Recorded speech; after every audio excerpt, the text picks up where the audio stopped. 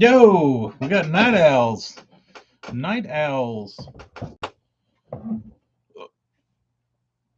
Big man Bass, Trey, Chester, what's up?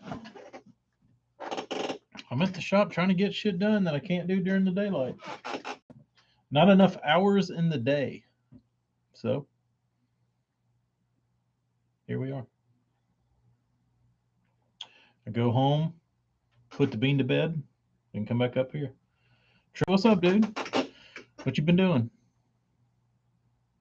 You still catching fish on that, you know what, ugly ass thing you throw?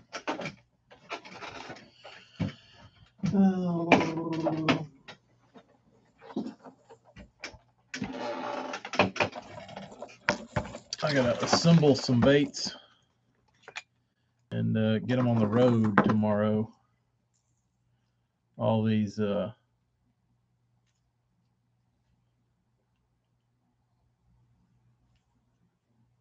baits from a week or so ago. Been at the house with the Rona. That's unfortunate. Hope you kicked that shit.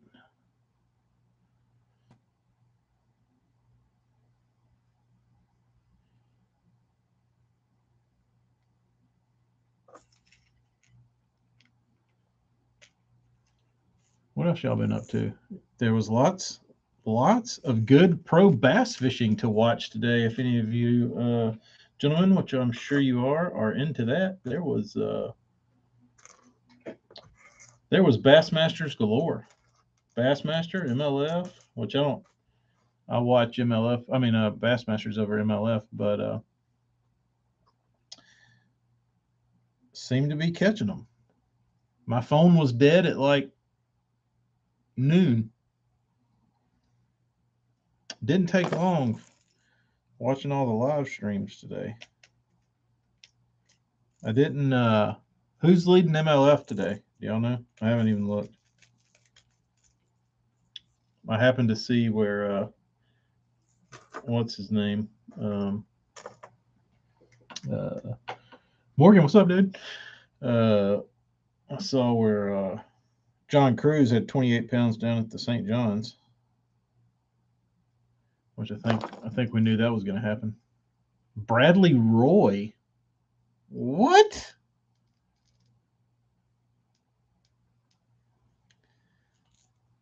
I don't really like that.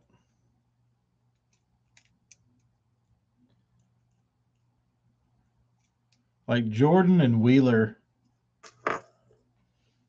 like, I guess it means nothing that they caught like the hell out of them. You know what I mean? Like that holds no weight, which is kind of bizarre to me.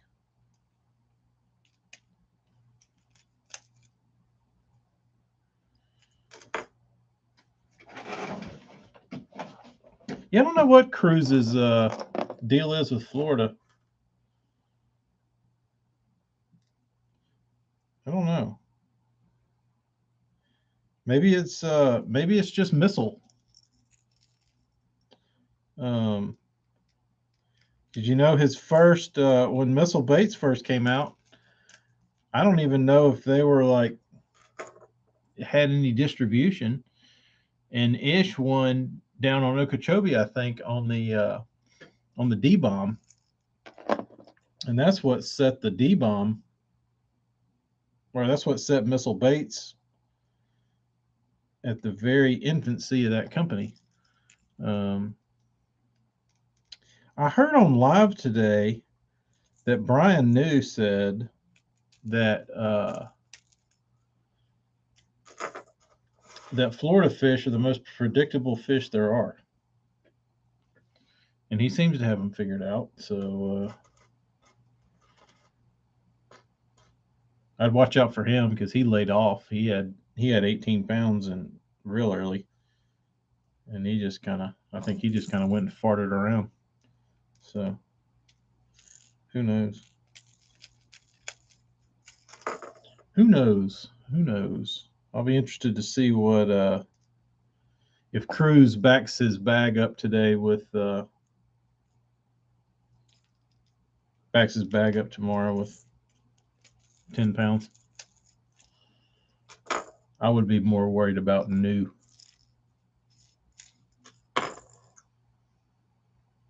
Because New's liable to his bags are liable to grow. We'll see. Cruz will probably have 11 tomorrow. I honestly, as bad as it is, I haven't watched like real bass fishing, like a Bassmaster tournament in some time. So like you telling me Brian New has 2 wins in Florida is kind of astonishing to me because I haven't even watched those tournaments. So I have to go back and play catch up and see what he was doing. See what he was doing. Oh. But it looks like he was just I don't know if he did. I mean, you think he really meant Florida fish are that predictable, or did he mean St. John's River fish because they're affected by the tide? I could see those fish being predictable, but Florida fish seems a little hard to believe. But,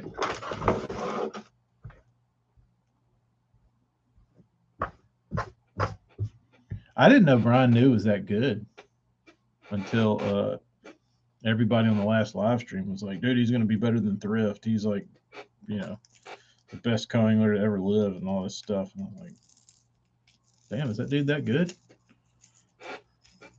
I would hope he meant the tide fish because to say that those are the most predictable fish there are is pretty bold. Here today, gone tomorrow.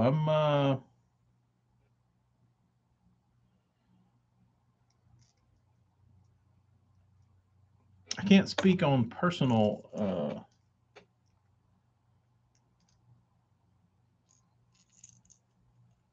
I've never been to where those guys are fishing, so I don't know. I don't know anything about it. I've never South Jersey fisherman. This is the new night shift. So I come in during the day and paint, and then whatever I don't get done and whatever swim bait building I need to do, whether it be molds or making molds or whatever, I'll come in and do it at night. So I go home. Didn't eat dinner tonight. Went home, played with the kids, put them down, and then came up here. Oh hell, we got Travis and we got Hellabass over there on the YouTube. If y'all prefer to stream on YouTube, so you can do other stuff on your phone or just listen and close the app, I am on YouTube, and we have 4 viewers over there. That's nice. Let's see. I got to go catch up over here. Travis has the Rona cough after 2 weeks. Hella could not watch Bass Live. That's not cool. And then Bradley Roy catching me up. Ish put them on the map, dropping bombs. Bob Downey. Hella, I don't know who Bob Downey is. I'm gonna have to look that dude up. I saw him on the leaderboard, but I have to look him up and see what he's all about.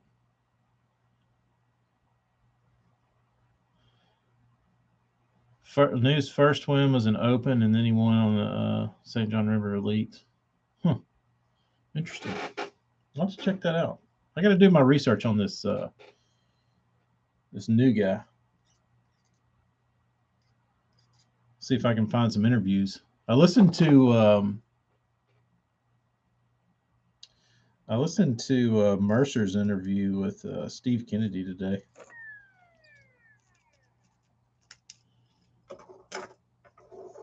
I love Steve Kennedy, but that was not my favorite.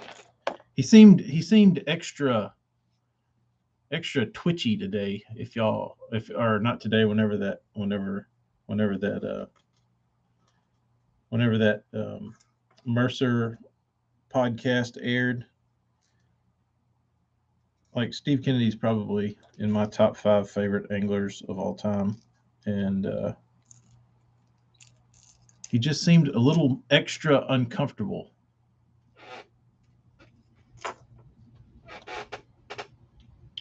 Your favorite lipless? Oh, Kennedy was. I mean, he's got his quirks. Everybody knows that about him, but he just seemed extra uncomfortable talking to Mercer. I don't know. Favorite lipless? That's easy. Hey, my favorite lipless is the old piece of junk. Hey, nothing fancy. The Super Spot. Cordell Super Spot. Y'all know it well. This one's a little fancier because it's got Jimmy Houston's John Hancock on the side, but that means absolutely nothing.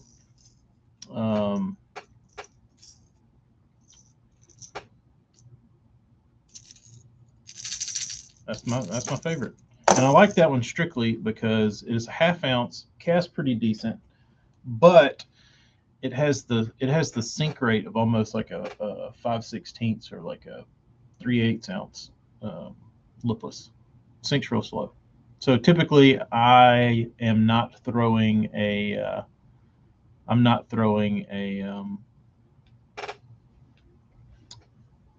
lipless in like terribly deep water. So I like the attributes that the Cordell Super Spot has because it is a slow sinker, but it has good mass. It's a good morsel to eat. Cast okay, but it sinks slow. Trey, what do you show off?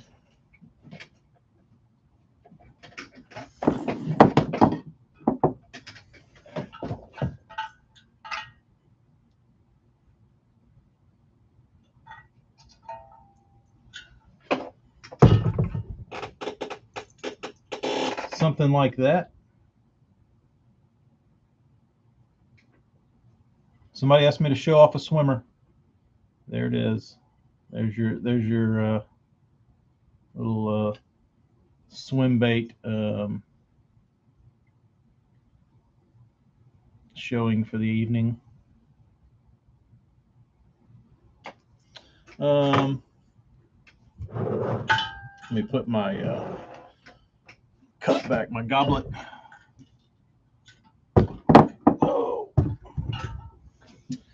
Oh. Where are we at here? Trey, I am. Not very quickly, but I am. Nate Rolling, what's up, dude?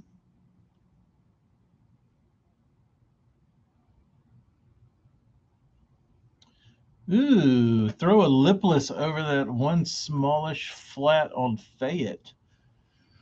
No, I never did any lipless fishing on Fayette, but I did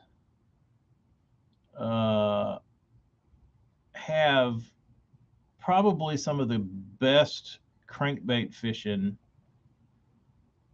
I've had in some time on Fayette with a square bill. And Boone was with me one time, and he was with me, I think, when I hooked the cormorant in the wing. But Boone was with me when I was fishing up in the timber, and it was really funny because it was probably 5 boats in there, and it's a small. Like if you've ever been to Fayette Lake, there's only so many little areas that have timber in them, and there's probably one, two, three, four, like 5 or 6, and the one we were in had a dude that was fishing with live water dogs, so he was yanking on them, and the rest of the guys were just kind of dispersed um, throughout the sticks. And I told Boone, I was like, I'm just gonna go up this bank and like just kind of fish around these guys because they didn't. Everybody was just kind of moving around each other, and dude, I started cranking around these stumps, and it was like these fish had never seen a crankbait. It was amazing. And I started looking like at the boats and seeing what everybody else was doing, and I was kind of surprised that like I coming from Alabama, moving to Texas, I would have expected that everybody in there would have been cranking. Like I don't know what else you would have done, but the rest of the guys in there were I want to say everybody in there was throwing like pitching something at these stumps, and we got kind of close to one of the boats, and the guy on the back was like, "What are y'all doing?" I was like, "What do you mean?" He's like, "What are you winding?" It's like, "A crankbait?" And he's like, "Man, they really like that thing, don't they?" I was like, "Yeah." And he was pitching like a brush hog or something. And he uh, he started pitching his brush hog and like reeling it. I was watching him. He would pitch it out there, and rather than like let it sink, he'd just pitch it out there and like reel it in and like watch us. He was trying to start. He was trying to swim it. Um, I don't know why he didn't just tie on a crankbait, but that was a fun day. Caught a bunch of them. Caught a bunch of them. South Jersey fishermen. I have never. I've got some front runners. I don't know. I don't. I don't mess with them. Um, like I feel like if I maybe fish different places and clear water and stuff like that. I mean, I honestly don't. And I mean, back when I was growing up on the Alabama River, fish schooled really good, really good.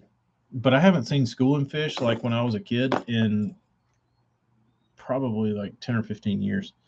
And it's really, really odd. Because back then in the summertime, you'd go out on the river and you'd see all these little flat shad flipping around out in the middle. And then you'd see little schools of fish come up there and bust them, and they wouldn't always be big, but there was schooling fish nonetheless. Um, and you go out there and catch little hybrids and white bass and little spots and largemouths, and occasionally, like the biggest group of spotted bass I've ever seen, like the biggest school I've ever seen, came up schooling in the middle of the river, and it looked like orcas, and like all you could see was like silver dollar eyes, like jumping, and there was probably like 30 spots in that school, and they were all gigantic. They were all like 5 plus. It was really, really weird. Um, but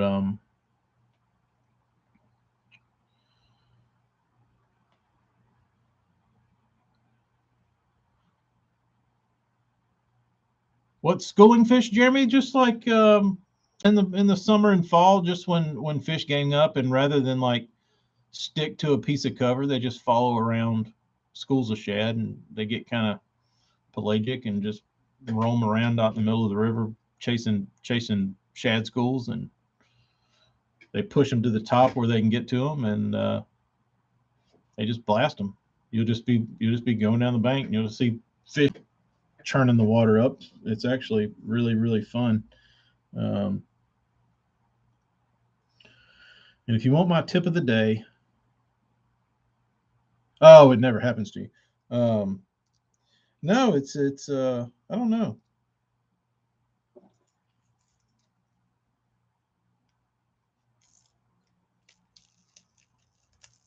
I mean, we only have a few people in there, which I like because then I can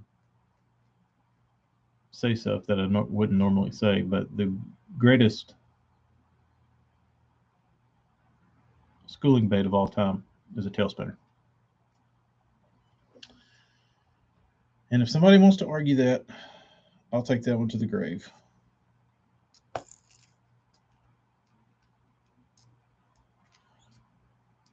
I'm making block it claims over here. Greatest schooling bait on planet Earth, a tail spinner. Whatever brand you want.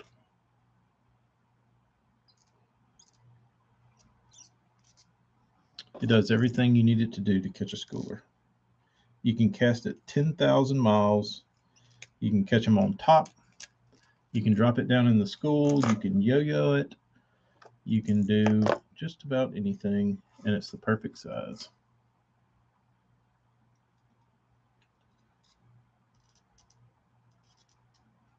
And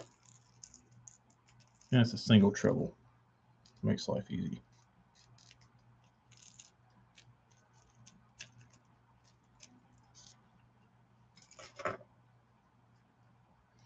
Thomas, by the time you get wound up to throw that damn A-rig, I've already caught 3 on a tail spinner.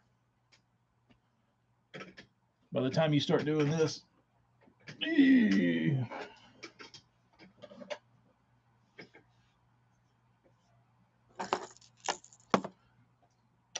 Ike's return and coming 93rd out of 94. That is pretty. That's pretty disappointing. I was looking for Ike to have a really good comeback tournament, but I don't know. I mean, Ike's good enough everywhere that.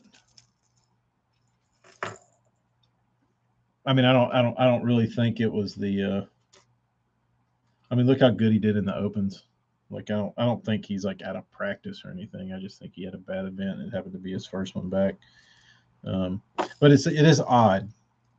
It is odd because I mean Ike, where he is in his career. I mean, a bomb for him should be like 50th. You know what I mean?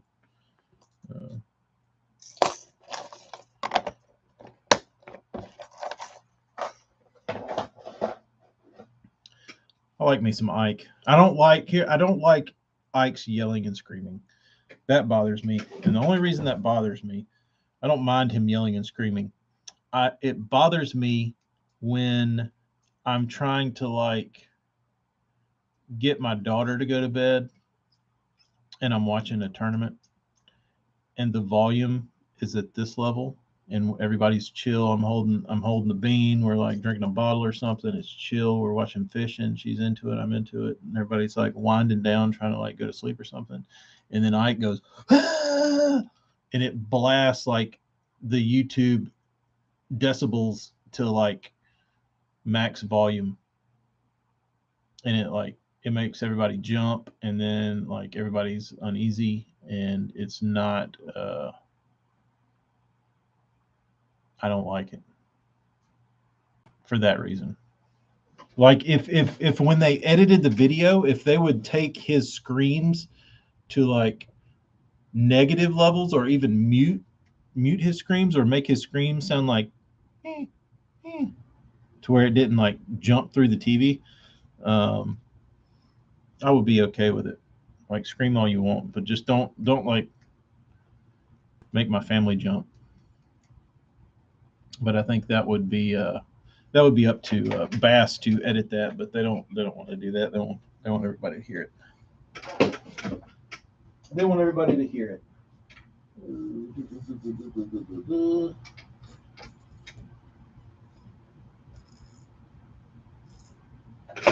You know what I mean?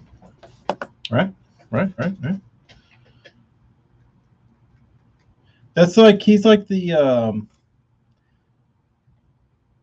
the modern day that's like the modern day Fritz, except like the wiry like Adderall version.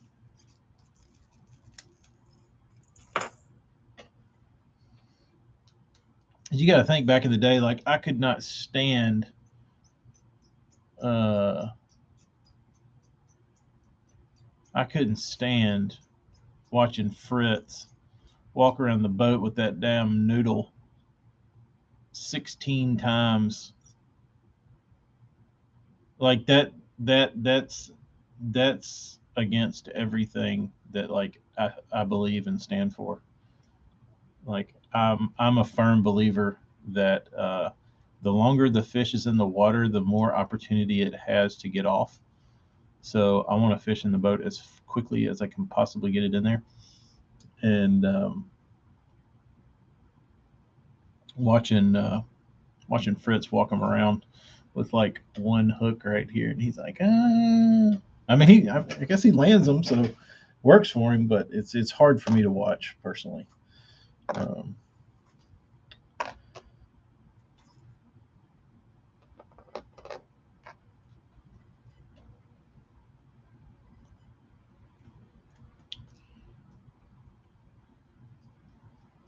Wheeler annoys you?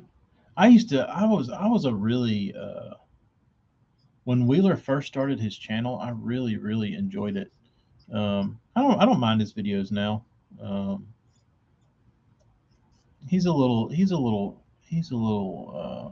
he's a little pitchy, but he seems like a nice enough guy that I can look past his whatever TV persona he might be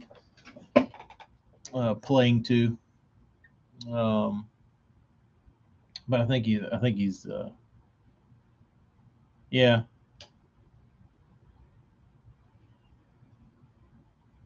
But when I mean, I'll give Wheeler credit when the dude does talk, whether you like listening to him or not.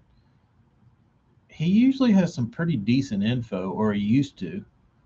Um, I haven't paid that close attention lately, but back in the day, he dropped some knowledge.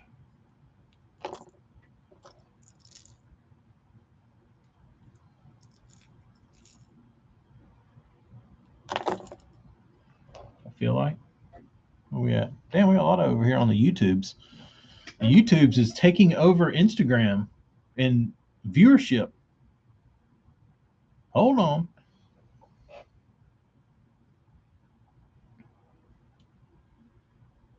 That's what I'm saying. Set the hook and just crank them jokers in. Crank them in. The less time they're in the water, the better.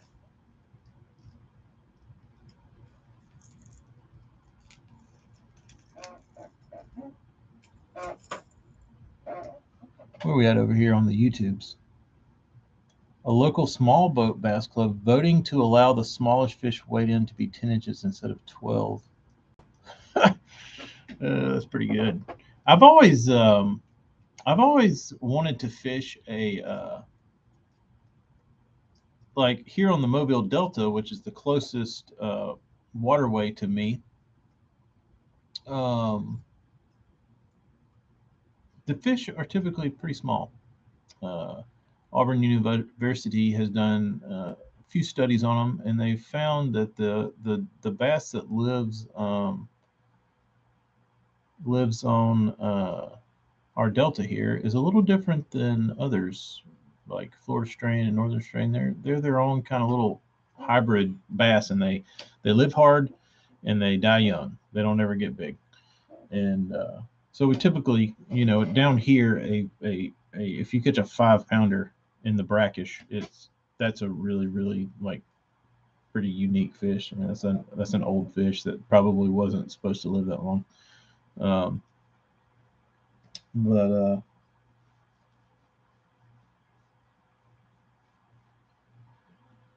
don't remember where I was going with that. Let me go back to read the questions. Oh, the smallest fish. I wanted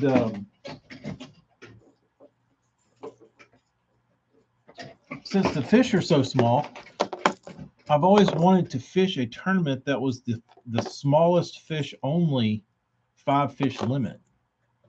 And I think that would be, and the really funny thing about it is there is no minimum length limit from the state. Like if you're fishing on the lower end of the delta where it's brackish, you can catch a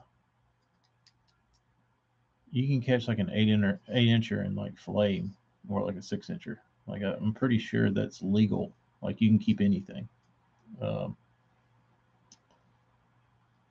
I would love to see somebody weigh in like a limit of 5 like 8-inch bass that weighed like a pound and a half or whatever it would weigh. I don't even know what 5 8-inchers would weigh. Oh, got a little bag coming up. Oh, it's real little. Looking at. Hey team, let me hear you. 2.34 pounds. Get my Ray Scott impression going. Has anybody ever heard of one of those? Trey said they got one called the Dink Tournament. It would be next level down here though, because there's, like I said, there's no size limit.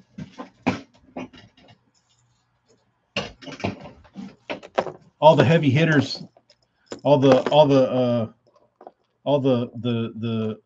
tiny bass tournament badasses would be like rolling up, like, like shooting eyes at people trying to intimidate you, and then you look at their deck and they've got like 4 beetle spins tied on. Like, yeah, I won last weekend. Had 3 damn pounds. We had a tournament where we could keep any bass under 15 inches or over 18. I weighed 5 under for 3.5. Damn, that's pretty strong. That's pretty strong.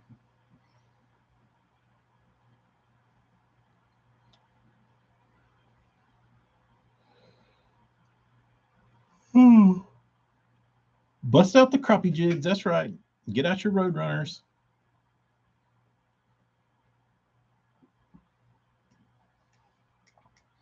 $3.25. That's pretty small.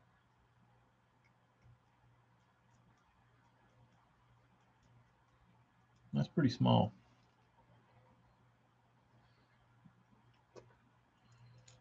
I'm going to search out one of these.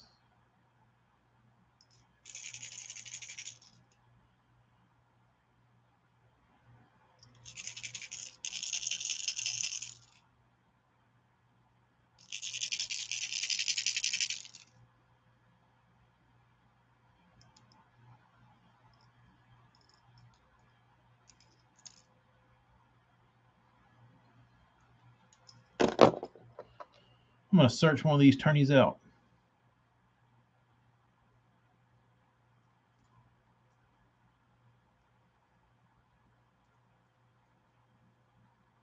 Oh, I went and had to tune these baits today.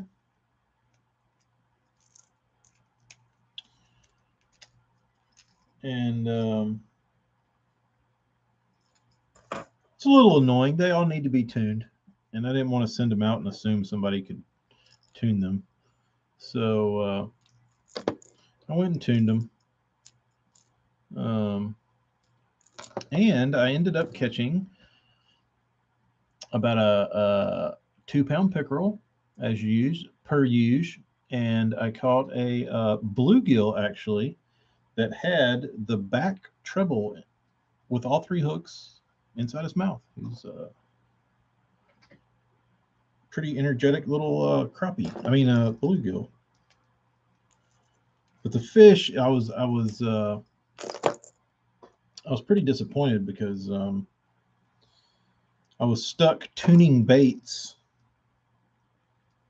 and I missed a fish on a jerk bait, which I wasn't tuning. I was just kind of wanting to throw it, and I happened to have it with me. I had an old thunder stick, and I was throwing it, And after I got done, of course, but I had a big pickerel take a swipe at that missed it, and then I picked up my little this bait. It's like a 1.5.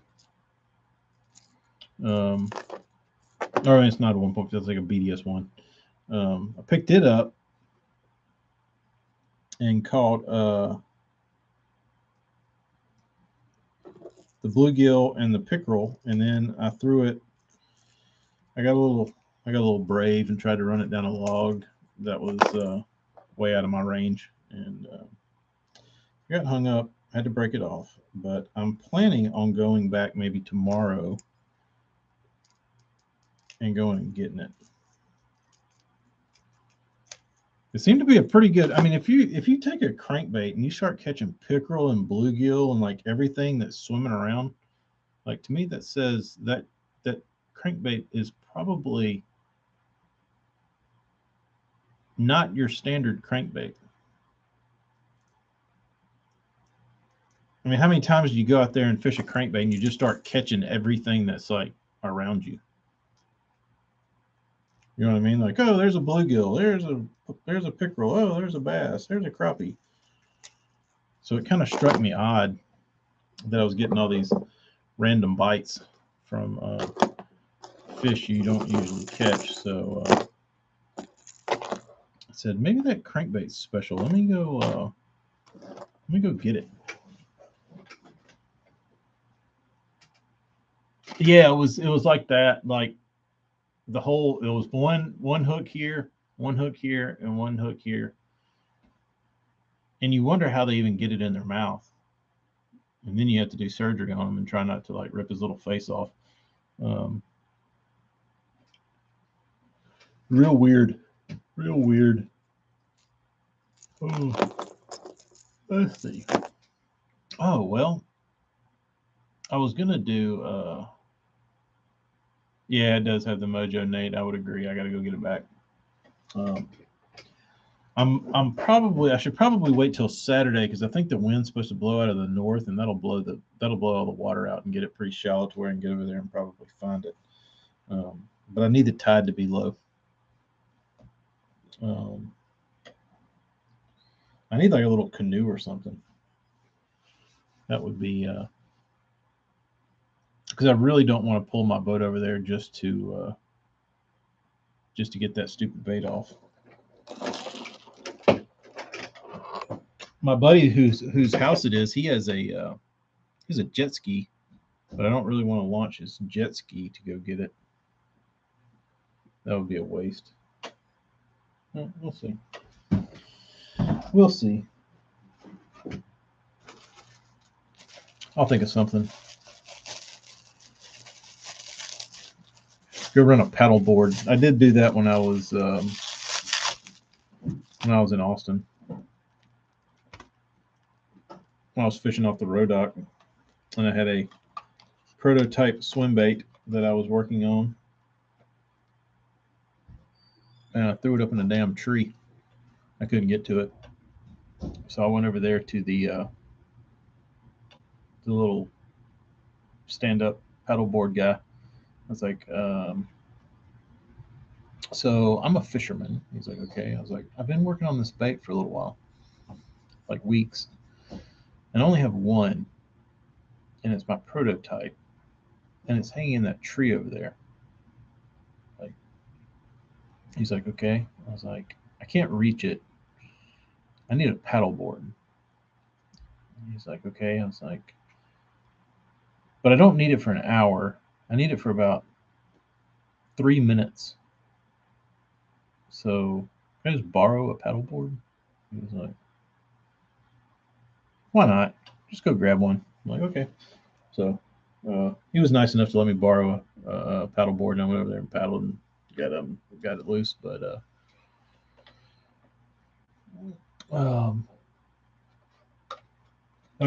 would have really sucked to lose that thing. AJ, you got a 12-foot V bottom? Is it Tiny Boat Nation doubt, or is it like Grumpy Old Man doubt? Let me know down in the comments. South Jersey Fisherman. I haven't thrown a rat bait since MS Slammers were cool. That's my slammer. That is my old crusty slammer. It's been painted and stripped and painted and stripped and painted and stripped so many times. I don't even know. I think I'm just going to leave it like this. This bait was actually really old. I think this was like a 2004. That was, of course, like a dumbass. I covered it up like as a young dweeb painter, where you just paint over everything. But yeah, I covered the date up. I might be able to get it. Nah, probably not. I was thinking I might be able to find it again, but I don't think it's gone.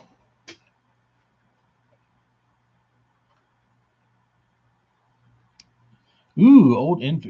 All right, that brings up a point that just that struck me very hard, AJ, when you said the In-Fisherman sticker ruler. So, can anybody please explain to me what was the point of North American Fishermen? So they must have had a $2 million sticker budget for their marketing, because everybody on the planet got a North American fishing sticker. Everybody knows it. Blue and chrome. They were stuck to everything. But did anybody actually join North American Fishermen? Like I think people just had the stickers. Like I've still got, like they sent so many to me. I've got them like laying around at my parents' house. I'll just dig into like my closet from my childhood, and there's like North American fishing stickers. It's incredible. Where's my no? Well, how am I supposed to stuff envelopes when I don't have ooh, that's funny. Ooh, Amy's here. She's actually at the shop tonight with me. She had a shirt order she needed to do.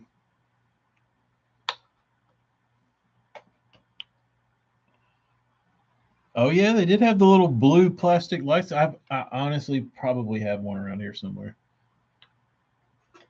As pathetic as it is.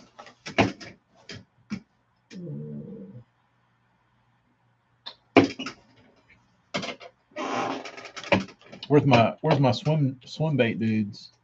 I'll show off some stanky. Ooh. This is a Psycho blank that got sent in. It's real nice looking. Finished that today.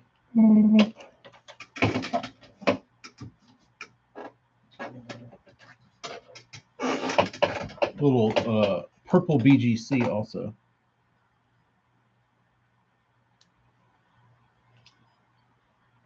Purple trout. For the YouTubes. Looks kind of blue on YouTube. Looks purple on Instagram.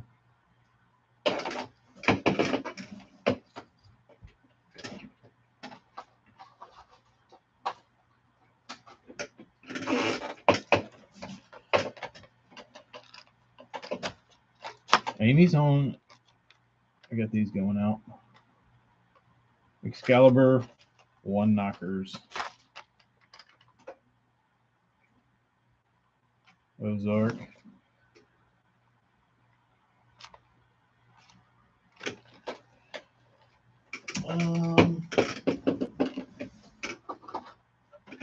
I need business cards. Where are they?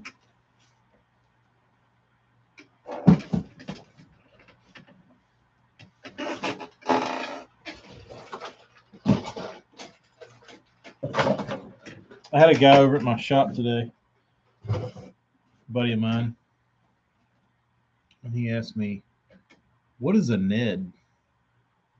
And I was like, "A Ned?" He's like, "Yeah, like what your T-shirt says, rather be dead than Ned. What's a Ned?" I was like, it's this little bitty worm. He's like, "Oh, it's like finesse fishing." I'm like, "Yes, it's like the epitome of finesse fishing." He's like, "Does it catch slungers?" You know, that's his word for hogs. Does it catch slungers? And I was like, I mean, Jordan Lee caught 2/8 on it. It's like, so I guess it does. And he's like, "You're not into that?" And I was like, "Not really." And he's like, I need to. He's like, I've never heard of it. I've never heard of the Ned. I need to get me some Neds." Like, yeah, you should. You should net it up, bro. Net it up.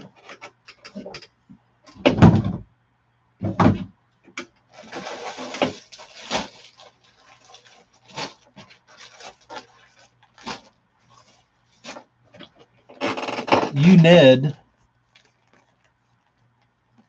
and I'll be dangling my Robert Lee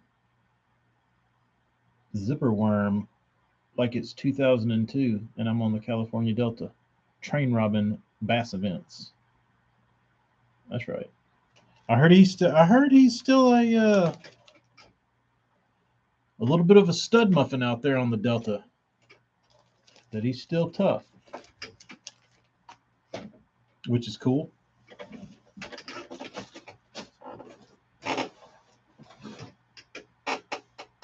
A lot of those local legends tend to those local guys tend to sometimes peter out, but he's still going strong. He's our he'll be my next guest on the Tackle Cast with a K. And don't think I don't own that domain in the YouTube, in the Instagram.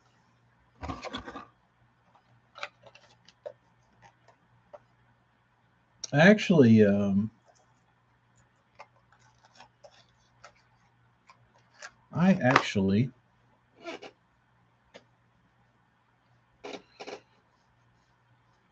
Dustin, I don't know how I do that.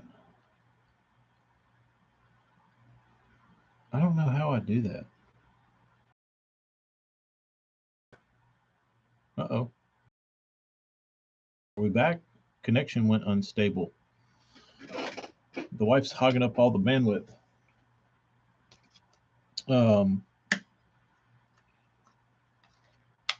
I'd like to talk to Robert Lee. I'd like to quiz that dude.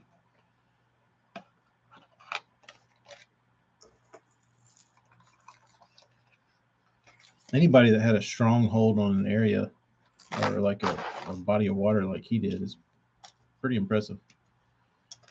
Pretty impressive. Where's Eric? Is he still around? No, he dipped. I wonder how his Florida day went.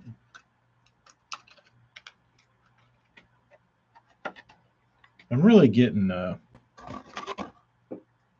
like I sound like a whiner that I'm like getting antsy to go fishing when most of the people on here have to wait like 3 months. And today it was like 75 degrees, but it was really really nice fishing weather today. I really want to go, but that's the way it usually works. in here dicking off trying to get some stuff done while the weather's so beautiful. So Guru, how are you? Drip baits crew. What's new in the drip bait world?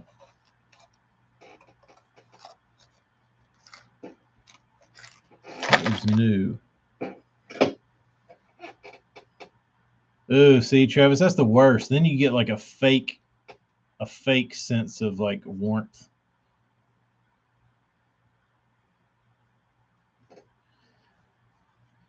You're correct, Hella.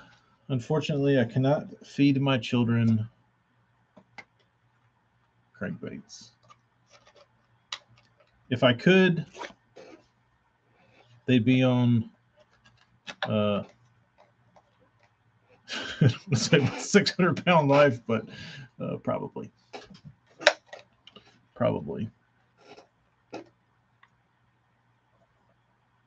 Because I could keep them fed.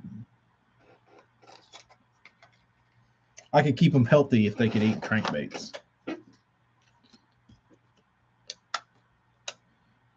Only the finest cuisine. Jeremy's gonna be night fishing. That doesn't sound like too bad. Ew, 12 inches of ice. No thanks. We've got I've never hardly night fished. I've been twice, I think, and the mosquitoes were so bad. Actually, I take that back. I used to fish night tournaments, but I wasn't in control of the boat. And they were pretty fun. I don't really care to fish at night. Hella, of course.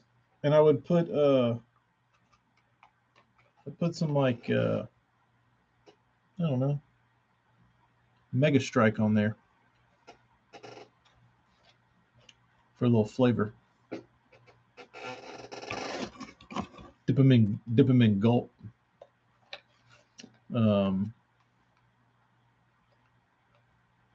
But I don't remember what I was about to say.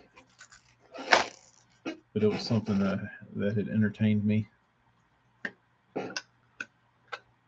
No telling. It was about ice. Oh, it was about night fishing. So I kind of got spoiled with my introduction to tournaments.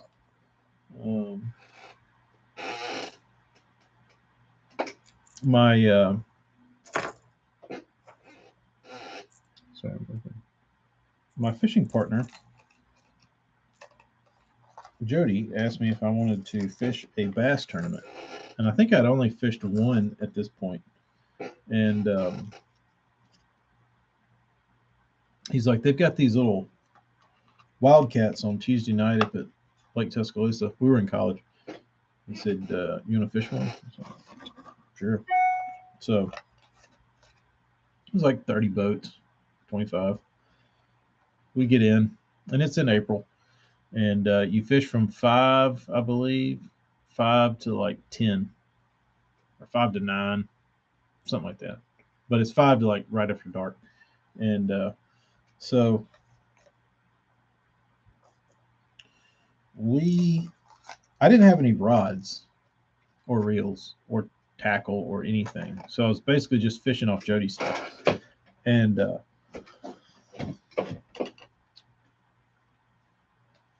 I got in his boat and I was like, I need a rod to throw a buzzbait on. He's like, all right. And I start digging through his rod locker, and there's like all-star T38Xs, like the bad ones with like the big bulbous grip that had they had like Chronarchs on them. I was like, damn, like I'd never. I had one Calcutta, and this dude had like Chronarchs everywhere. I was like, dude, this guy's got some badass stuff.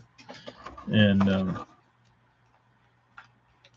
was like, let me use that T38X and that Chronarch. He's like, no, that's mine. I was like, well, they're all yours, but let me use that one. He's like, no. He starts digging around through all these rods in his rod locker, and he's like, "Here you go." The dude hands me, I think the reel was a piece of shit Bass Pro Shops like Pro Qualifier, and it was on a Fritz cranking noodle, the one that bends down to the grip, the one that bends down and touches the butt section. Yeah, that one. So he hands me the Fritz noodle, and I'm like, "What am I supposed to do with this?" He's like, "Nah, that's a damn good rod." I'm like, "This thing is not good. Like this is this is the stick in the back of your go kart with a flag on it. This is not a fishing rod." And he's like, "That's all I've got." All right. Um, so I tie my buzzbait on, and we caught like a 3 or 4 pounder that afternoon early, which was really pretty good size for the lake. Um, Typically weights are pretty low for that pond. Like um, there's a lot of those wildcat swim with 8, 9 pounds, 7 pounds, like little bags when there. It's not a great place to fish. Um, but so we catch a couple pretty good ones um, before it got dark, which is usually the key because we usually suck it up after dark. But we pull up on this stretch of weeds, and I take my buzz bait and I throw it out there. And Jody, he's throwing his bait out there. I don't remember. I think he was throwing some sort of top water. I don't know, maybe a spook or something. And it's like that really weird, like what would you call it? It's like purgatory before dark, like where it's still and it's like orange and it's dark and your like eyes are trying to adjust, but it's not quite dark yet. It was like that time of afternoon, and we both hear this explosion, but we can't see it. So I was like, "Damn, dude, you just had a monster blow up." And he's like, "No, it didn't. You did." I was like, "No, that was you." And he was like, and we sat there and like bitched at each other. It's like, "No, that fish was biting your bait." And I just kept reeling. And Fritz, the Fritz noodle, all of a sudden bowed to the keel of the boat, and it was on, and I had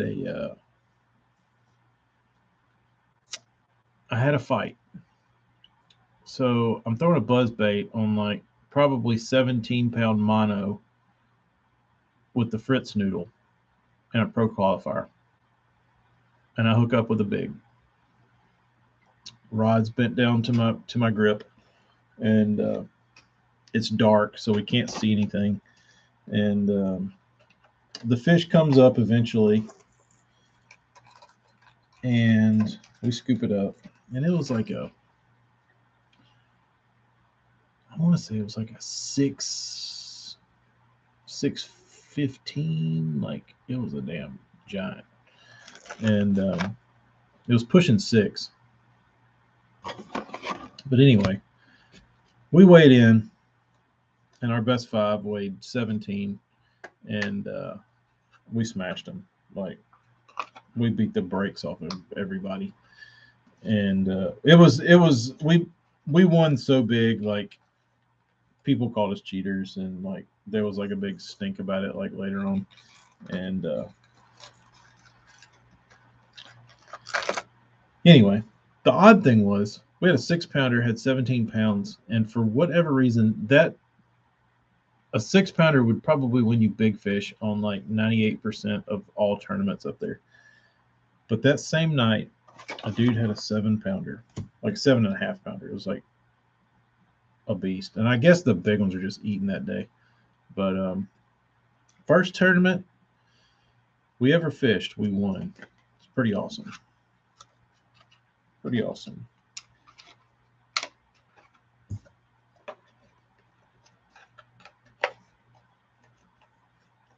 Pro qualifiers.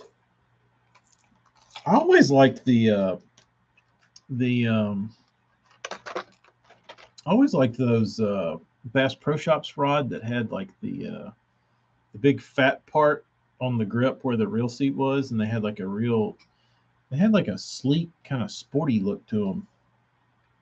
I always thought those were nice. Those looked quality.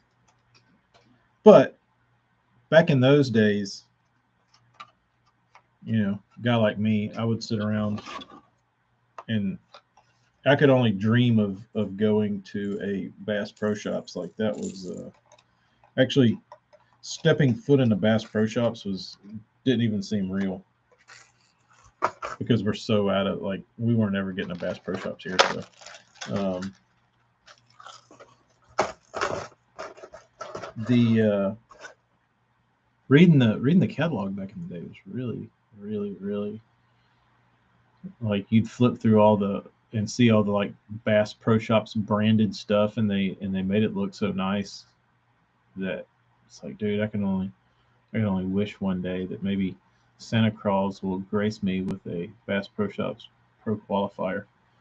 The Power Hump, yeah. That's it.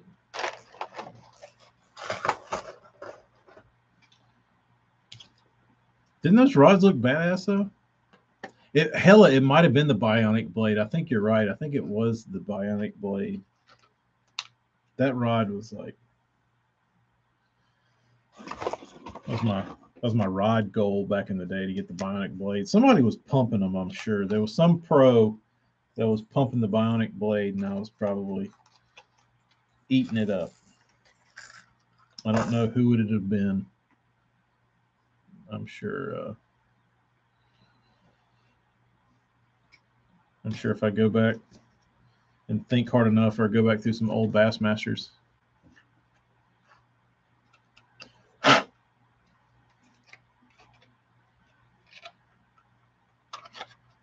I can find who's to blame for me salivating over the Bionic Blade.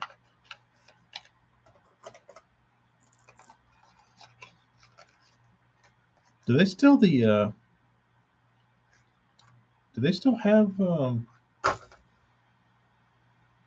they still mail out catalogs? I haven't gotten a Bass Pro Shops catalog in quite some time.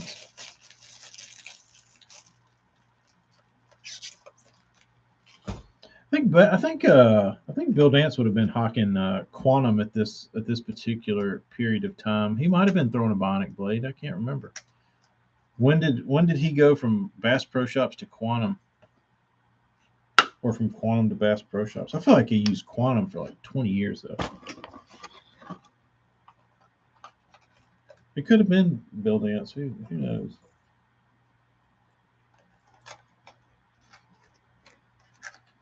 Wouldn't surprise me.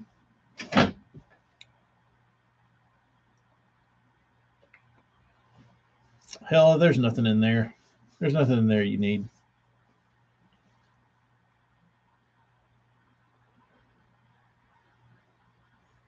Oh, got the catalog today. A physical catalog. That is weird about the BPS right in the middle of Silicon Valley.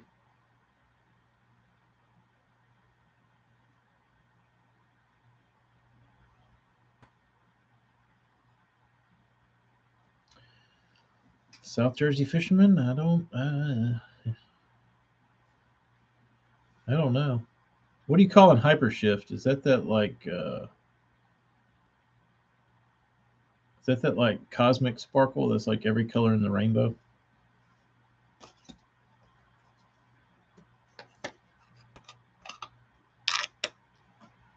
That looks like a disco ball of sorts.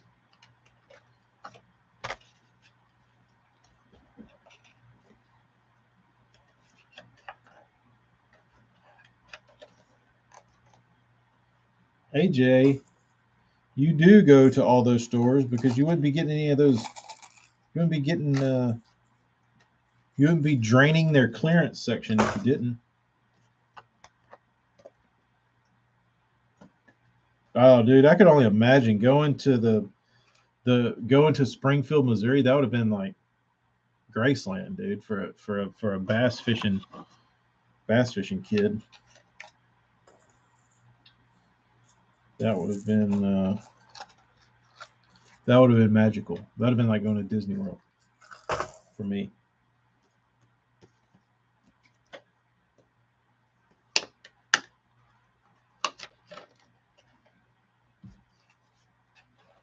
Oh, they got rid of the bargain cave. I'm sorry.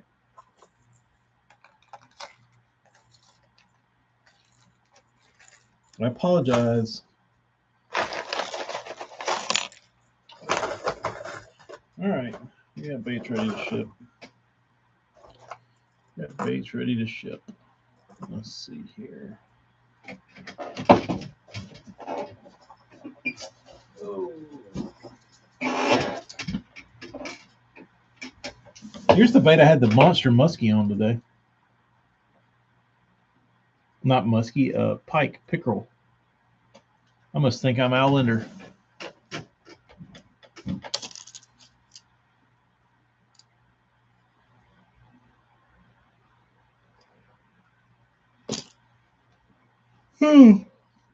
I'll tell you what was disappointing was when I found out that Mobile, Alabama was getting a Bass Pro Shops. And I was like, dude, badass. Can't wait. It's going to be so great. Well, fast forward to the Bass Pro Shops being opened. And I don't think I went for like the grand opening or anything, but I went shortly after they opened. And I walk in, and I'd been to the Bass Pro Shops up in Prattville, and it's really nice. Navy, like the one in Prattville had like a bunch of Megabass stuff and like Jackal stuff. They had all kinds of like legit. They had Robo Worms, and you know, at the time, like there wasn't anywhere to get any of that kind of stuff. So unless you wanted to drive 3.5 hours to Prattville, so I'm like, dude, I'm gonna have access to this, you know, being able to shop, and if I want to go buy a 110, I can go like, you know, just pull it off a wall and like inspect it and look at the bait, which is nice. I like to you know, if you want to what do they call that in the window shop? So they build the damn store. We go in, and I go to the fishing section. What's the first thing I see? Like cast nets. And then I look a little further and I see gulp fiddler crabs. And then I walk a little further and I see Kakaho minnows. And then I walk on down and I see all these like pyramid sinkers. And I was like, I'm surrounded by saltwater tackle. So what they did was they filled up 60% of the fishing section with saltwater, and then the other 40 was like the most rinky-dink bullshit bass fishing stuff you've ever seen. So it was very disappointing that we had to share the fishing section with the salt dudes. The name of the store is Bass Pro Shops. Sorry, Salt Pro Shops. Go get yourself another store. I'd like to shop at Bass Pro Shops where I can buy bass fishing stuff in the tackle section. Wouldn't that make sense? Wouldn't that make sense? To go to Bass Pro Shops and they have actual bass tackle? Yeah. It's not Marlin Pro Shops. It's not Speckled Trout Pro Shops. It's not Bass Pro. It's not Flounder Pro Shops. Amy's here. How much work you have to do? I'm doing the pocket right now, but I'm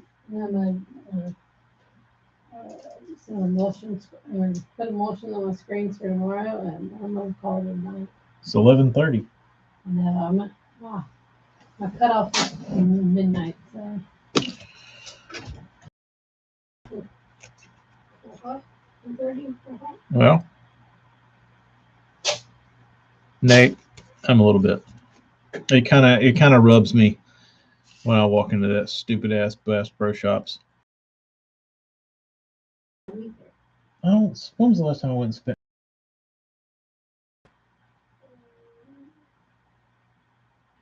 We don't have one close here, so. It's in Spanish Fort. Yeah. When did we go last? We went there for something. We did it on Eyeballs.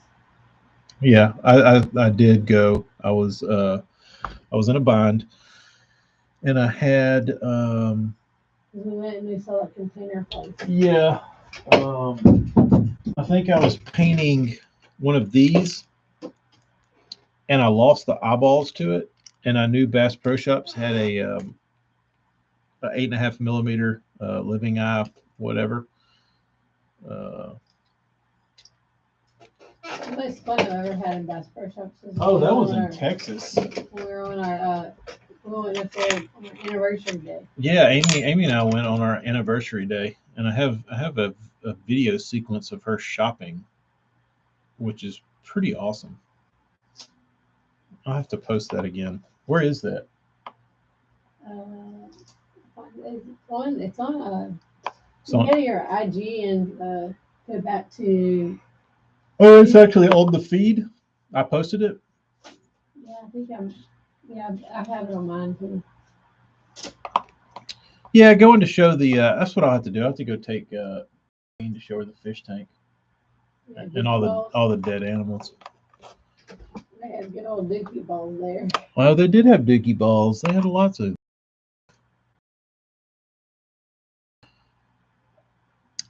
I learned a lot that day. Oh, yeah, and they were having that. They had that tank where you could like fish inside of. You could fish bass. Remember? Do what? They were like kids. Oh yeah, they had a. bass. We went to the one in Round Rock. in Round Rock, Texas. It was very romantic. It was on our anniversary, and then we went to Mexican. Maria's next door. Yeah, it was like our anniversary weekend, maybe. It was our anniversary weekend, but Because I think on our anniversary we went egg copper.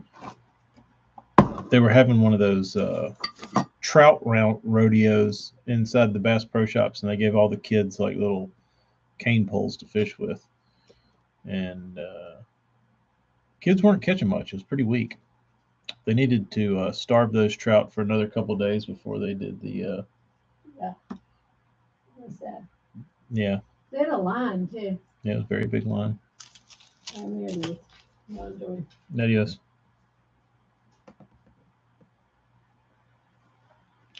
Ooh, how do I get? I got bots. Bots are great. Where's the bot at? Did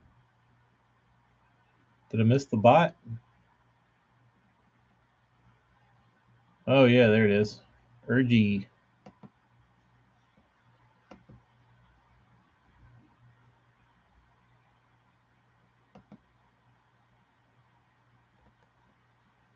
Oh, can I ban them? Oh. Man, hour 15. That really flies by. Really flies by. Yeah, the only thing I really go to buy at Bass Pro Shops if I need something would be maybe some hook or terminal tackle.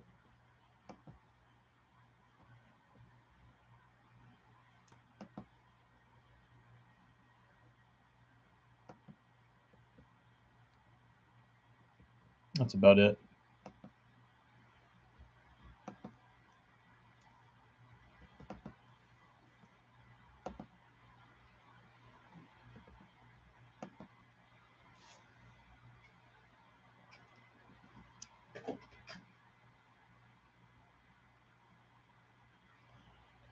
See, I never got to experience the Spring Classic. Like, I get the catalog, but I never knew what like actual going to a store was like. I can only imagine. I can only imagine. What else do I need to do?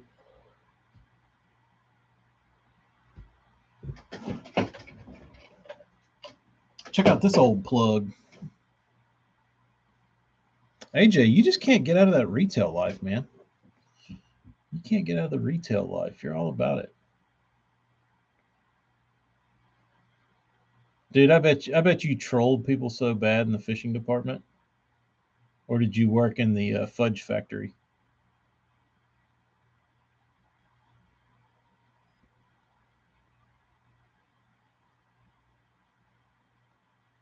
Excel line. I mean, honestly, as bad as that stuff probably is, or good, I don't know. The damn catalog made it look like the Cadillac of line. Like, I feel like the catalog hyped that stuff up. There's an old AC Shiner with Bagley eyes. I signed it, and all I did was paint a back and eyes on it. That's enough to qualify for a signature, I guess.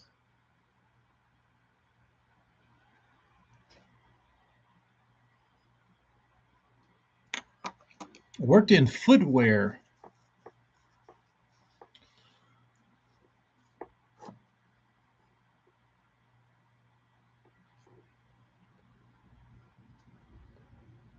And then you worked separately at another boot place, like a more Western wear. Well, AC Shiner is a classic. It actually looks pretty cool because the foil's all like dicked up. I would certainly keep this, and I would like to own this personally. Um,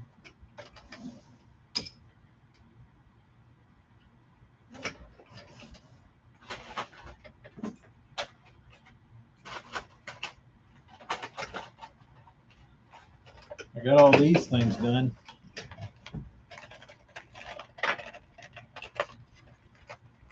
Yeah, AJ's got a foot fetish.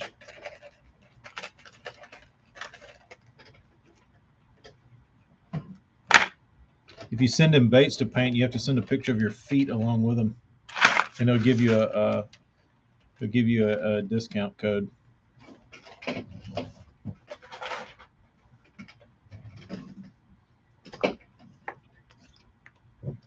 But if any of y'all guys are interested in uh,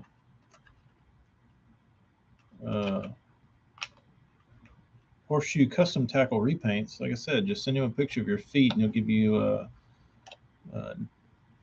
87% off.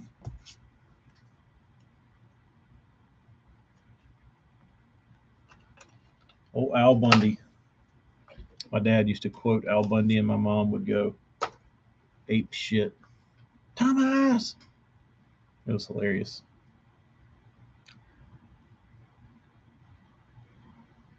Jeremy, are you serious? You'll use it over big game? I wouldn't use anything over big game, with the exception not over big game. I love big game with all my heart. Uh, I would possibly consider using Iser line though. That's my second favorite line. I don't know if the AC Shiner man is still making baits. I would highly doubt it, but there probably is somebody making uh, baits under that name.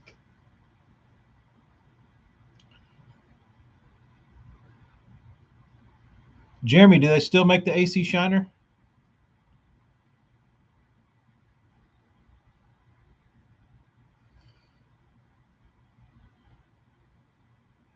Hell, is that the first thing AJ said to me or said to you when y'all met? He walk up and he's like, "Hey, what's up, dude? I'm AJ. Like, what's up? I'm Hella. This has 12s." That's funny. What are you? What are you, 11 and a half? 12? Like what? Oh, nothing.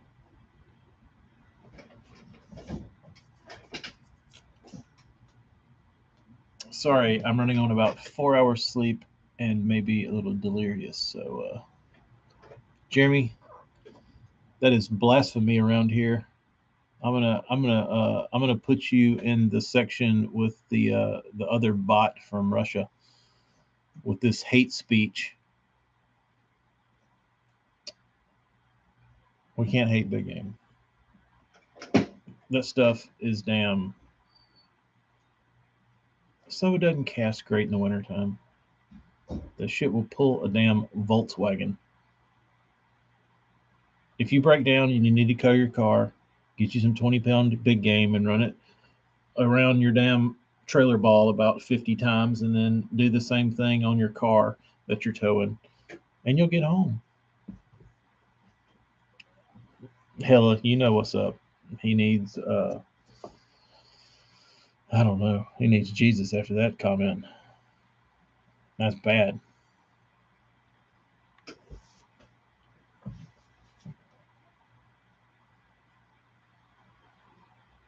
I'm just looking at my wall over there of big game. Big game's for real men. That's what I'm saying, dude. I don't know what. I don't know how anybody could not like big game. What's not to like about it? The shit don't break. You can tie like a granny knot with it and it'll hold. Uh, you can like put it in a damn blender and it won't snap. Like it casts good enough. It's a little wonky in the wintertime, but if you keep it spooled up fresh, it's fine. Hella, dude, that Cajun red line was uh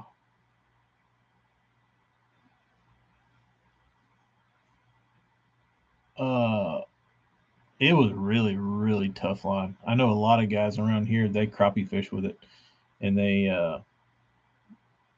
for fishing around like cypress trees and stuff because I mean it'll straighten out any hook and not break, and you can catch catfish on it. It was that stuff is really tough. I didn't hate it. I used to spool it up on some reels. I wasn't too pissed off about it. Um, Jeremy, what is it? What is the Kentucky Field Show? Is it some dude with the little machine that like shows strength, line strengths?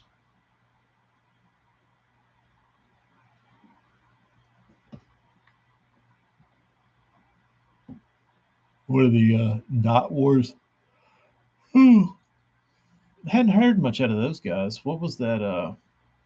Was that North American Fisherman? That was like the best thing North American Fisherman ever did, right? Knot Wars, wasn't that them? That kind of put them on the map after like 30 years of losing money and on their sticker spamming. They finally hit one. They finally hit a homer. Finally hit a homer.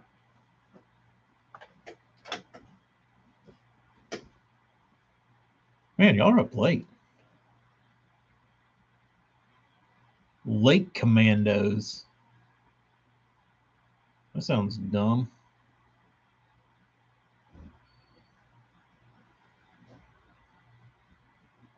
Hella. Probably could do that. Depends on what I got to get done. But I'm sure we could arrange that. I won't. Maybe I need to get off here so I don't blow all my good infotainment. I have to go restock for a couple days.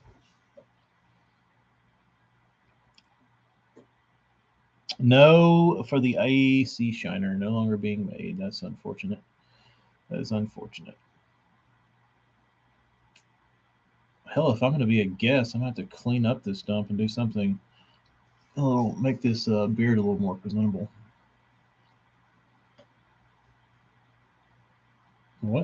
I still can't get over them changing the Not Wars to Lake Commandos.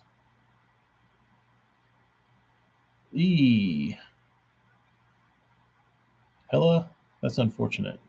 But I will say a 4 a.m. flight is probably way better than like getting to the airport and going through security at say noon.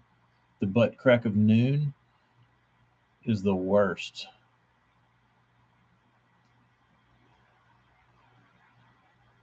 Oh, for the AC Shunner. Oh, that'll be good. Actually, I want to say I've seen that. I have seen that, Jeremy. Um, but I need to see it again because it's been a while. But I remember that old dude. He had a. I remember in that video. I believe he had this big like vat that was like maybe stainless or it was metal or something, and that was what he either sealed his baits with or he clear coated his baits or something. And it was obviously like a moisture cured urethane that needed to be like closed often. But I remember seeing that. I think he talked about like he dipped his baits in that stuff, or some sort of like sanding sealer, or I don't know what it was, but he had some sort of uh, material that he would use to dip his baits in, and it was in a big container. Hmm. Hmm. What's it called? Kentucky Afield. Is that the same guy that interviewed James Marshall with um, On the Line Crankbaits? Did y'all see that one? That's a good one. Oh, they okay. I'm real confused. They do still make the AC Shiner, and this show is doing an interview with the man who makes them, and he is still around. AJ, I have never heard Gary Loomis's story. Where would one hear that?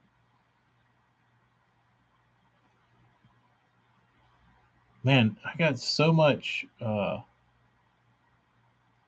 got so much stuff I have to seek out. I got to look up. I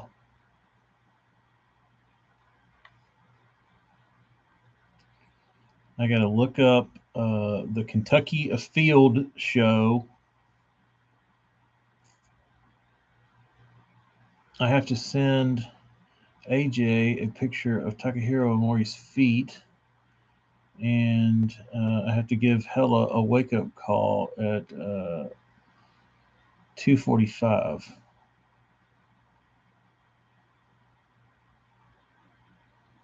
I am. I need to. I'm trying to. I'm doing a voice note so I can go back and watch this and have my reminders.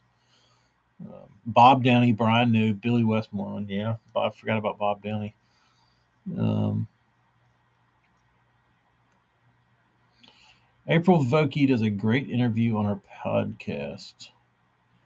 Well, I'll have to check her out. Another name to forget. Oh, man, this is tough. This is tough trying to remember all this stuff. Well, I'll probably go home tonight. What should I stop and get to eat? I'm kind of hungry. I have a sandwich here in the refrigerator, but I don't really want it. I kind of want to indulge in some like shitty fast food just because it's midnight and I've been working for 38 hours straight, and I just want some good old shitty comfort food. Um,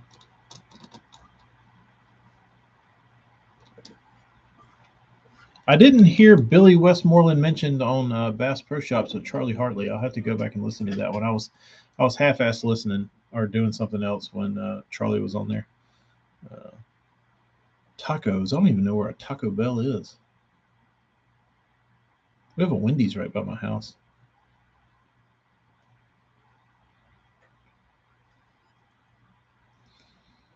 Hella, where this corkboard is, used to be a whiteboard, and I swapped it out for that one. What do you mean, Travis? There's stuff open. You don't have like 24-hour service?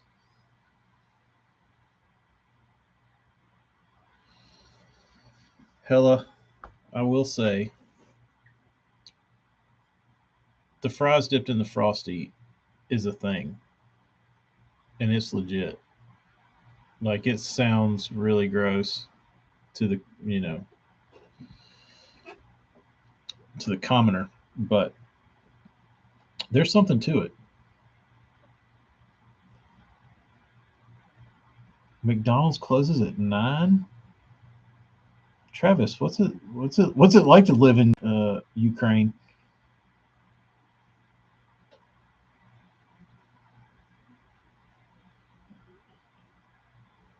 Jeremy can get AC Shiners whenever he wants.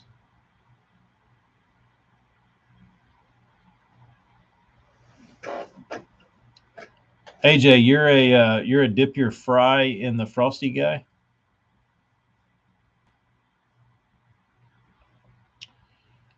AJ says what's really good is to dip your big toe in the Frosty. AJ, it's disgusting. Are you Amish?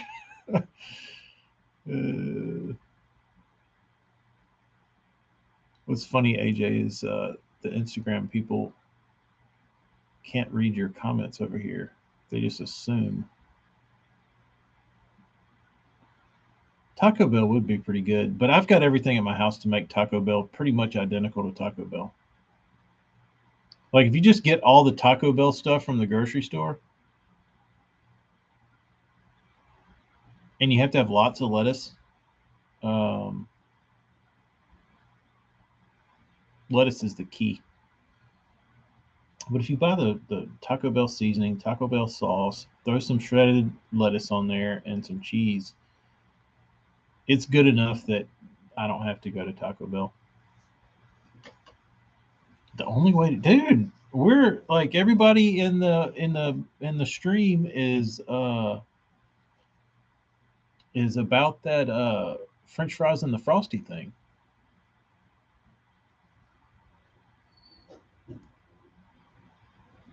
Hello, I can grease it up, bro. Don't put it past me. No Jack in the Box. Do we have a Jack in the Box? Look at those sucky gloves. That's why you buy the good ones. Do we have Jack in the Box here? No, I don't think so. I've heard there was that one that all the homeless people hung out at in Austin that got bulldozed. Gross. Well, it was gross, but they're famous for their tomato. No, because I had to take my clothes off. I didn't know Jack in the Box tacos were a thing. Well, you can just tell me from here. AJ, we did when I was in. How's that look? Looks wonderful. When I was in Austin, I could eat anything at any time of day. What? Talking about food. There was always something open. Yeah, there was always like something awesome open. Like you could go to those diners that were really good, Magnolias, and.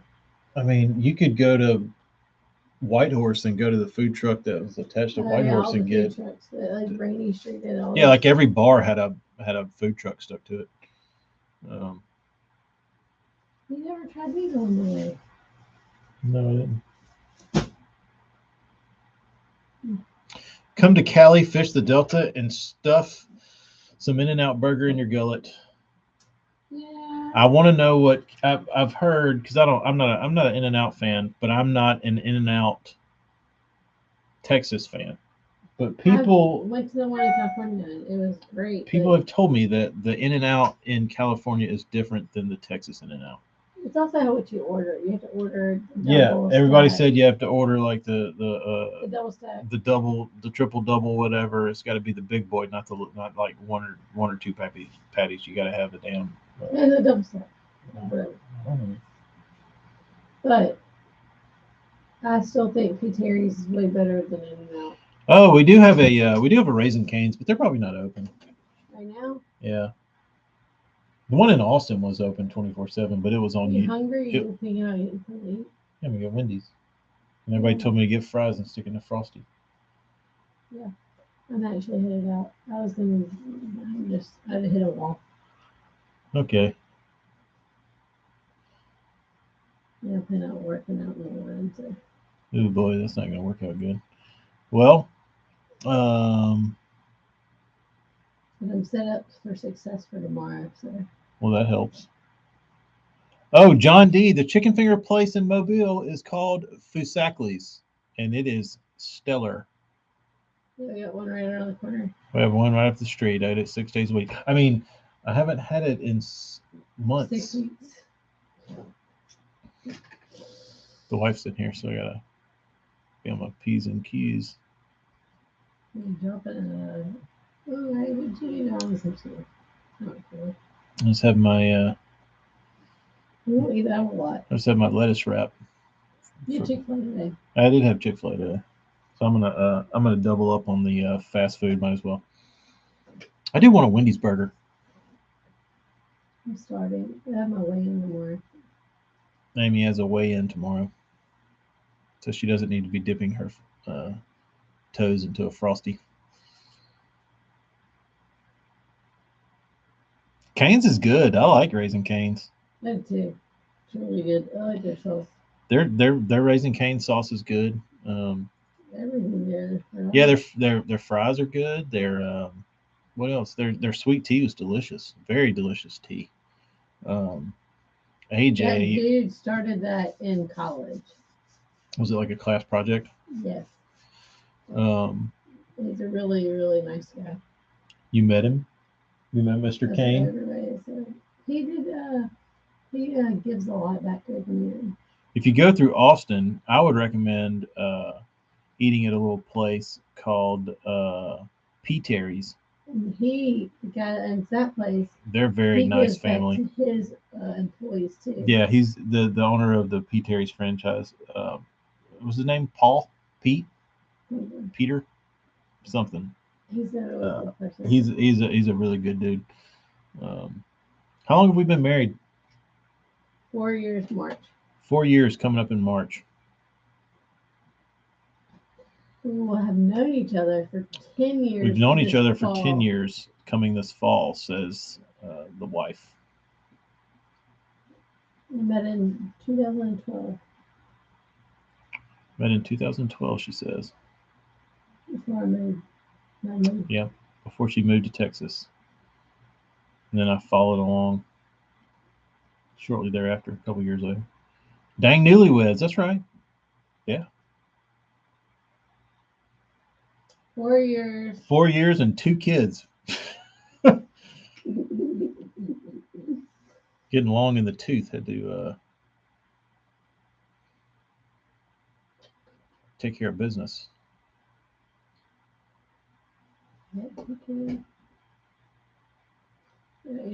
Be married 9 years in March. That's good. Congratulations. Jack in the Box tacos are a thing, especially if you're hammered. That's the only time that I enjoyed Jack in the Box is when I was hammered in Baton Rouge.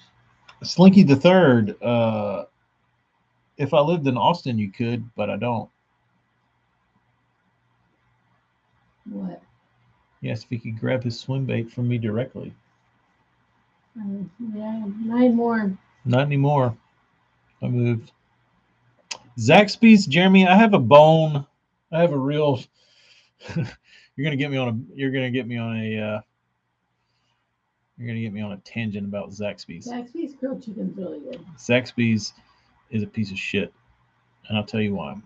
Because they don't add a drink to their meal. Let me tell you my story. So you go through, and you order your little combo meal, and it's like 4-piece chicken strips with like chips fries and a piece of bread is like $11. And then you get up to the register, you go around the second window, pay the lady, she hands you your bag of food for $11, and it's like, oh, where's my drink? I forgot to tell you what drink I wanted. She's like, that's an extra like $3. It's like, oh, I ordered the number 4 combo.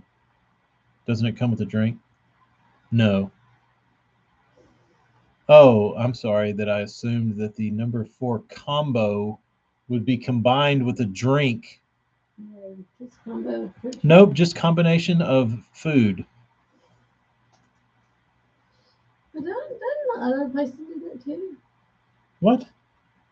They probably do, and then they go out of business because they suck. No, like Giuseppe's and Raising Cane's.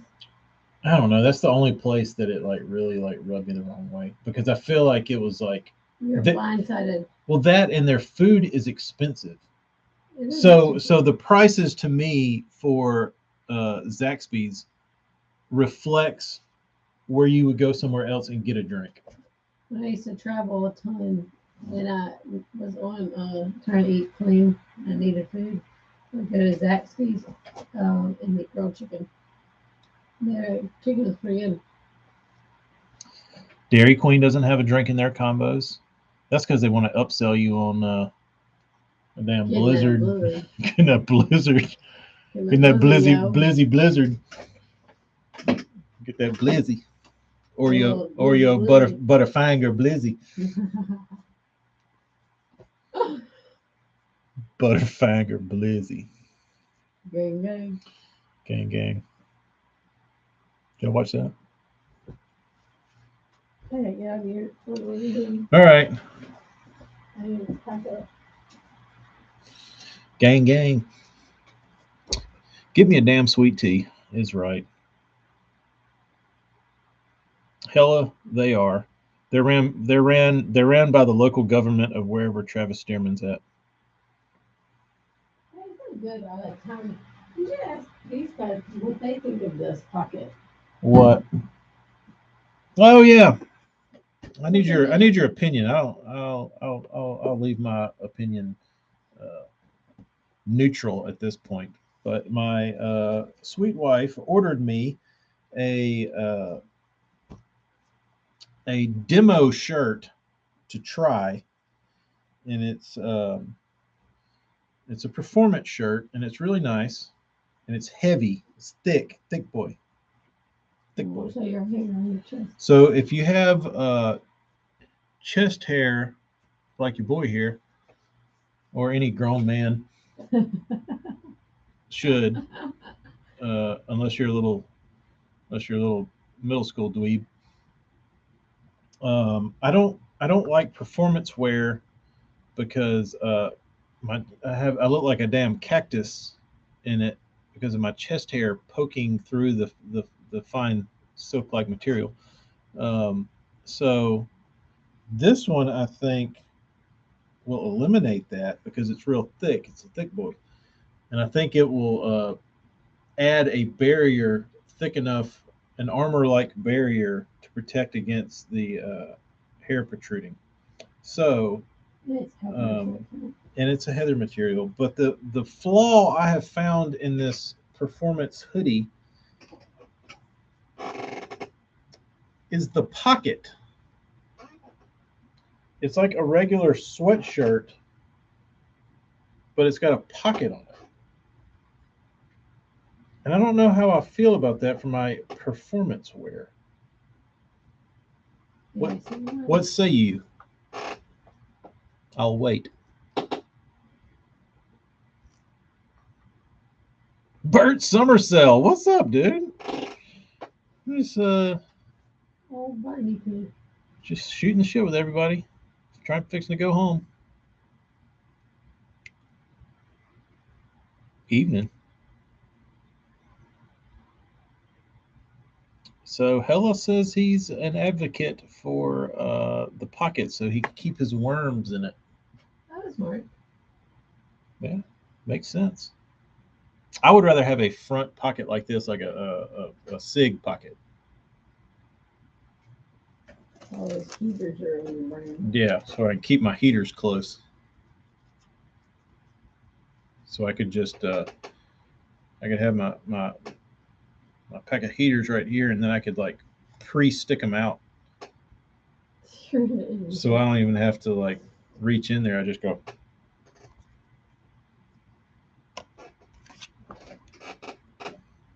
Soft pack. Soft pack, of course. Is there any other kind of pack of cigarettes? Winston soft pack. camels, babe. Get it right.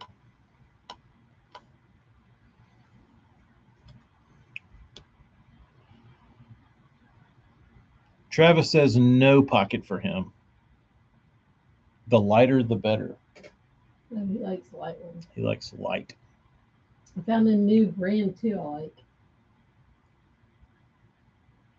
like BAW. Bert, I'm a YouTuber now.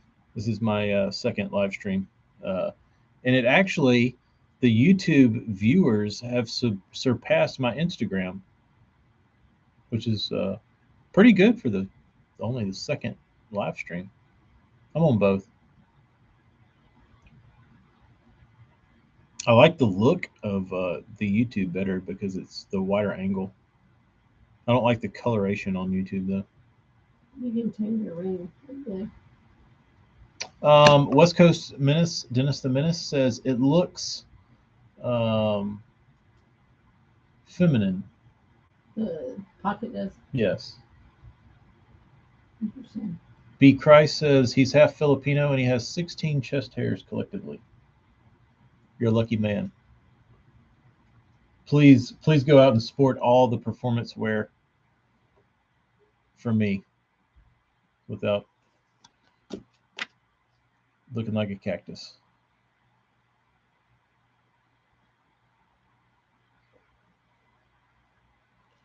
There you go. Bert says YouTube is my favorite. Bert, I'm the same way, dude. I don't watch TV anymore. I just watch YouTube. I have we pay for YouTube Premium, and I pretty much just watch YouTube all the time. All the time. All the time. If the Bean's not watching something, then it's TK watching fishing of some sort. The performance wear does work pretty decent in the South Alabama armpit humidity because it dries so fast, which it never really dries out. It's drier than being wet. So A cotton shirt wet. yeah, it's better than wearing a cotton shirt. Travis says he may be mistaken for Bigfoot if he takes his shirt off in the summer. Oh man, there's nothing like a good sweaty like when you peel a shirt off in the summertime. Oh, that's so gross. I wish I could shave off all my body hair. That's even worse. Hella says he feels like performance hoodies have no issues harnessing my chest hair. He must have soft. Yours must be more coarse. Yeah, you must have silk-like. Well, yours are probably from trimming them. Yeah, it's probably from trimming my chest hairs.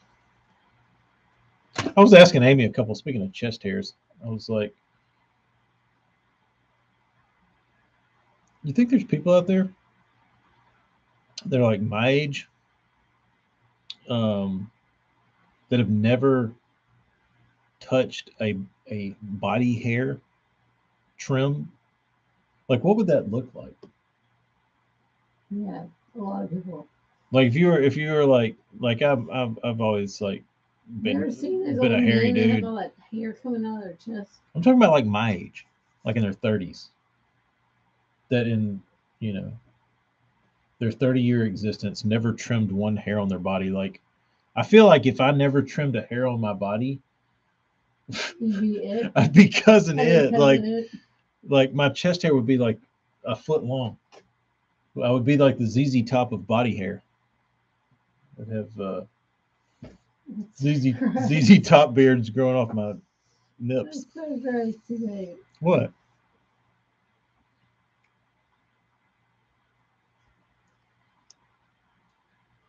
Travis says I'm hairy and I love my hoodie fishing shirts. That's right.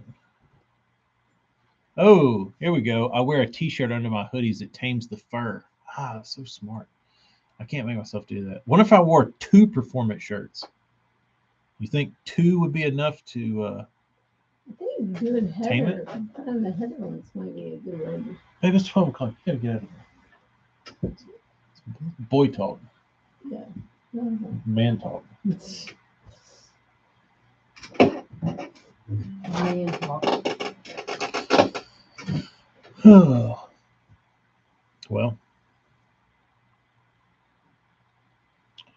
braid my chest hair. It's not. No. T-shirt under sun shirt defeats the purpose. That's what I was thinking. I would think that would get hot. I don't know though.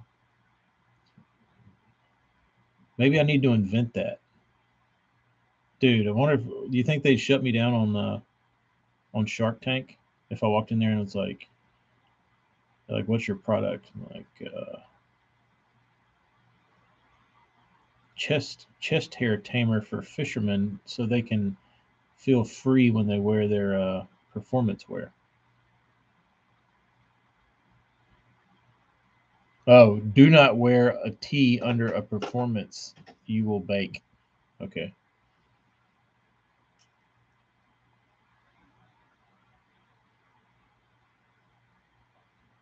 Oh, I need my chest hair must not be trimmed. Slinky, see you later, dude. Chest hair must not be trimmed in order for it to lay over. I wonder if I could apply some sort of product so it didn't poke through. Bert, this is the usual bunch. AJ is from Nebraska. Travis is from Kansas. Hella is from Minnesota. We have a few other people lurking around that I'm not sure of. I haven't seen anybody besides those three in my stream right here.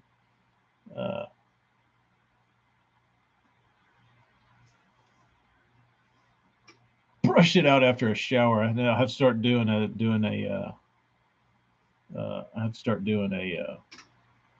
blowout on my chest hair so it won't. And then I'll condition it.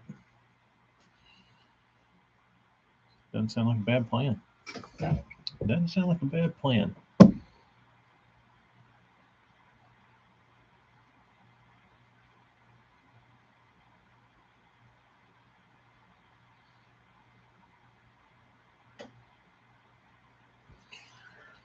All right, guys, it's past my bedtime. Travis, Bert is one of my very best friends from Mobile, Alabama. He is a local Mobilian, grew up with him. He is a fellow guitar player, and except he's way better than me. He actually was able to play in front of people and perform. But heck of a nice guy, hell of a guitar slinger. What else, Bert?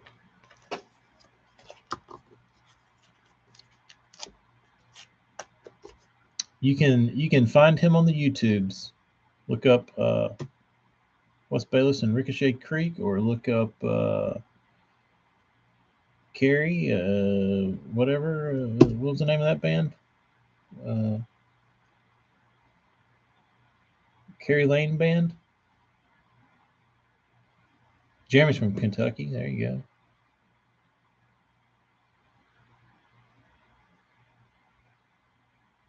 He does. He's not a Bert isn't a. He's not a. He's not a. He's not looking up Randy Blockett for hardcore hogging information. But yes, Bert has angled bass in his days, many bass. Like I said, he's not looking up hardcore hogging information. He's just a he'll go out there and entertain you and try and rip on some fish, but he's not mad at them. He's not mad. Oh. All right, gentlemen. I'm gonna call it quits. I'm gonna turn the damn light out.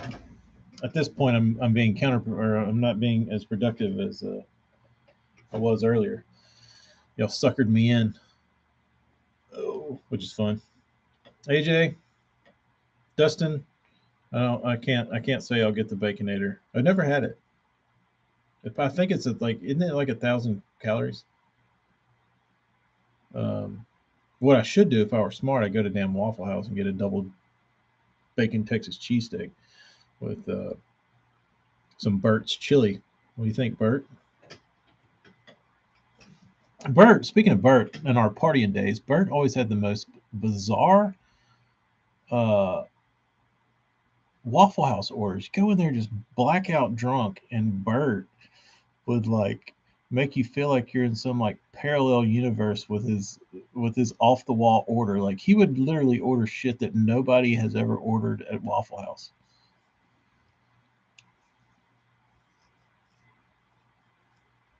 Like he was ordering grilled chicken breasts before they even had grilled chicken breasts. And somehow they'd like give it to him.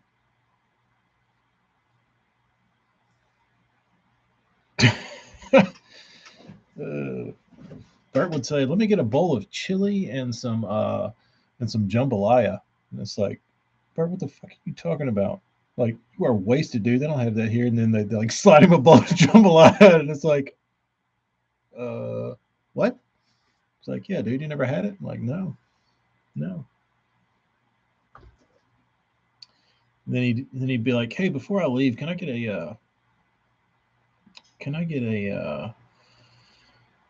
cup of coffee and a beignet? What? Yeah.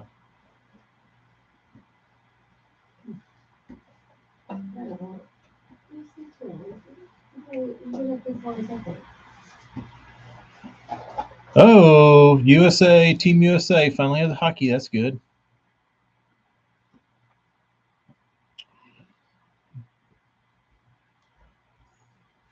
All right, guys. The wife is pushing me to leave, so I'm going to leave. I've got to leave, but I'm ready to start walking outside. Okay, she doesn't want to walk outside, so I will walk her outside, and I will talk to you guys later. We'll see you later. Bye. You need to cut them off.